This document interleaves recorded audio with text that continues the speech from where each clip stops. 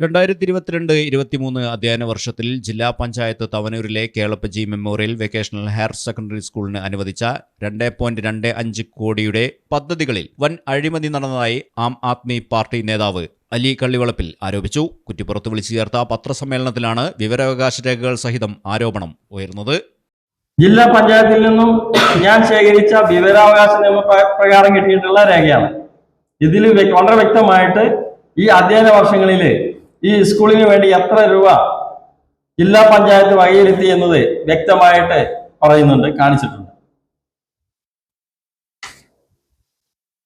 അവിടെ നടത്തിക്കൊണ്ടിരിക്കുന്ന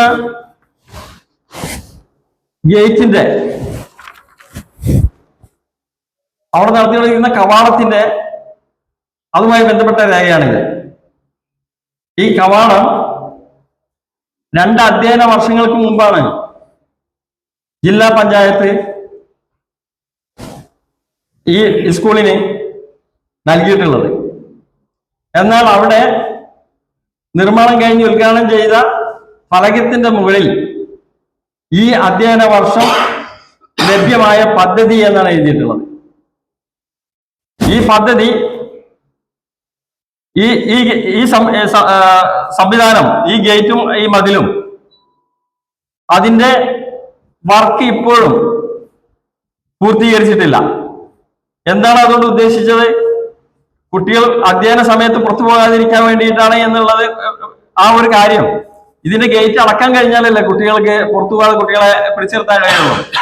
എന്നാൽ ഒരു ഗേറ്റ് വെക്കാൻ ബാക്കി വെക്കുകയും മെയിൻ ഗേറ്റ് അടയാതിരിക്കുകയും പഴയ സാഹചര്യം എന്താണോ അതേപോലെ തന്നെ ആ സാഹചര്യം ഇപ്പോഴും നിലനിൽക്കുന്നു എന്നുള്ളതാണ്. 50 ലക്ഷം രൂപ ചെലവിൽ നവീകരിച്ചു നൽകിയ വനിതാ വിശ്രമമുറിയും 35 ലക്ഷം രൂപ ചെലവഴിച്ച് നിർമ്മിച്ചെന്ന് രേഖപ്പെടുത്തിയ ശുചിമുറിയും സ്ഥലത്ത് കണ്ടെത്താനായില്ല. വിദ്യാർത്ഥികൾ ഇപ്പോഴും ശുചിമുറി സൗകര്യമില്ലാതെ ബുദ്ധിമുട്ടുന്നുണ്ട് എന്നാണ് അലി വ്യക്തമാക്കുന്നത്.